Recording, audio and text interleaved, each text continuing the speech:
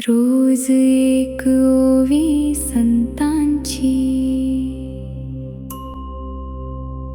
रोज एक ओवी संतांची. नमस्कार. रोज एक ओवी संतांची या माझ्या मालिकेमध्ये पुन्हा एकदा सगळ्यांचं मनपूर्वक स्वागत. आजही आपण अभंग निवडलेला आहे, तो संत तत्वज्ञ जगद्गुरू तुकाराम महाराजांचा आहे. संतांनी जेव्हा जेव्हा शब्दरचना निर्माण केल्या, अभिजात प्रतिभेतून त्या जन्माला आल्या, परंतु त्या निर्माण होत असताना त्यांचे संदर्भ जे आहेत ते त्या त्या काळाप्रमाणे आपल्याला दिसतात.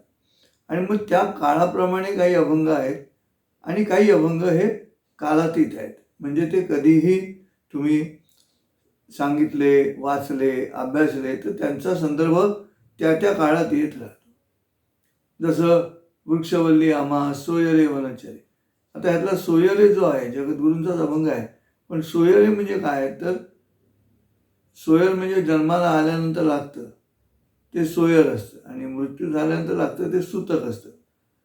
मग जन्माला आल्यानंतर जो सोयर लागत असेल तर वृक्षवल्ली आम्हा सोयरे म्हणजे झाडं लावा असा निरोप दिलाय. तो आता त्या कालावधीपुरताच नाही, तो आजही आपल्याला उपयोगी पडू शकतो. आणि म्हणून संतांच्या साहित्याचा किंवा जुन्या ग्रंथांचा अभ्यास करत असताना, त्यातल्या शब्दांचा अभ्यास करताना, त्यातल्या संदर्भांचा अभ्यास करताना कुठचा संदर्भ हा कालातीत आहे आणि कुठचा कालसापेक्ष आहे याच्यावरती अभ्यास व्हायला हवा, तसा कोणी करत नाही. आता आज जो आपण अभंग निवडलेला आहे त्या अभंगामध्ये पती आणि पत्नी यांचं नातं सांगितलेलं आहे. जगद्गुरू असं म्हणतायत, पतिव्रता नेणे आणिकांची स्तुती. पतिव्रता नेणे आणिकांची स्तुती, सर्व भावे पती ध्यानी मनी. सर्व भावे पती ध्यानी मनी. आणि पुढे असं म्हणतायत की तैसे माझे मन एकविध झाले. तैसे माझे मन एकविध झाले, नावडे विठ्ठले विण तुझे. नावडे विठ्ठले विण तुझे. आता ह्या ज्या अभंगाच्या 4 ओळी आहेत, ह्या जर मी फक्त पहिल्याच 2 ओळी घेतल्या, पतिव्रता नेणे आणिकांची स्तुती, सर्व भावे पती ध्यानी मनी, तर मग मी असं म्हणायचं का की संत तत्वज्ञ जगद्गुरू यांनी स्त्रियांवरती अन्याय केला. त्यांनी स्त्रीला फक्त घरामध्येच डांबून ठेवली, कोंडून ठेवली आणि सर्व भावे आपल्या पतीचीच सेवा करावी या पद्धतीची अपेक्षा जगद्गुरूंनी केली. आणि म्हणून तिला अनेकांची स्तुती म्हणजे दुसऱ्या कोणत्याही पुरुषाची स्तुती आवडत नाही किंवा दुसऱ्या कोणत्याही पुरुषाचं कर्तृत्व ठाऊक नाही. पतिव्रता नेणे काय म्हणतात जगद्गुरू? पतिव्रता नेणे. नेणे म्हणजे न जाणे, म्हणजे माहिती नाही. काय माहिती नाही? अनेकांची स्तुती, इतरांचं कर्तृत्व, इतर पुरुषांचं माहिती नाही. सर्व भावे पती ज्ञानीमनी. याचा अर्थ जगद्गुरूंच्या मनामध्ये स्त्रियांवरती अन्याय करायचा आहे आणि त्या स्त्रियांना स्वातंत्र्य द्यायचं नाही, त्यांनी घरातच थांबलं पाहिजे, असं फक्त पहिल्या 2च ओळी घेऊन मी जर निरूपण केलं तर तो मूर्खपणा असतो. आणि तो मूर्खपणा आज सातत्यानं होत आहे सगळीकडे. तो दृष्टांत आहे. अशा असंख्य स्त्रिया आहेत, अशा असंख्य पत्नी आहेत जे आपल्या पतीवरती निरातिशय प्रेम करतात, निरामय प्रेम करतात. आणि मग काय म्हणतात जगद्गुरू पुढे?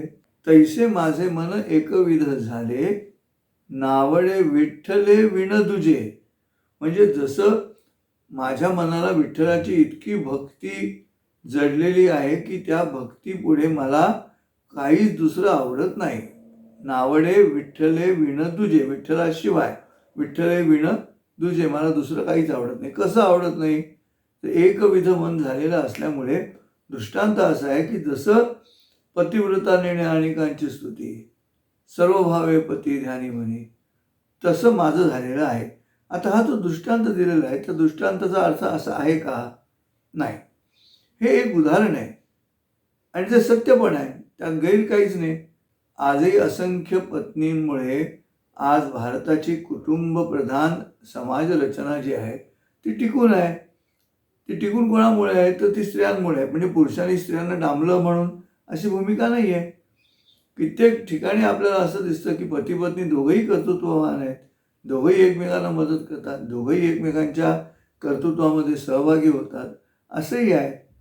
पण मग तुम्ही एखाद्या समाजाविषयी, एखाद्या धर्माविषयी तुम्हाला जर समाजामध्ये बुद्धिभेद पसरवायचा असेल, तर मग हे असं करतात की तेवढ्याच 2 ओळी घ्यायच्या वरच्या आणि जगद्गुरू तुकारामांच्या विरोधामध्ये समाजामध्ये प्रचार करायचा.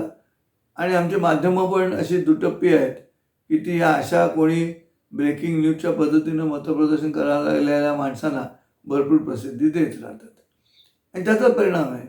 आता मनुस्मृतीमध्ये जसं स्त्रियांच्या स्वातंत्र्याचा उल्लेख येतो, तसं त्यांच्या कर्तृत्वाचा पण उल्लेख आहे. परंतु तेवढंच ऐकवायचं म्हणजे कदाचित पुढचं माहितीच नसेल. मग समर्थ रामदास म्हणतात ते बरोबर आहे.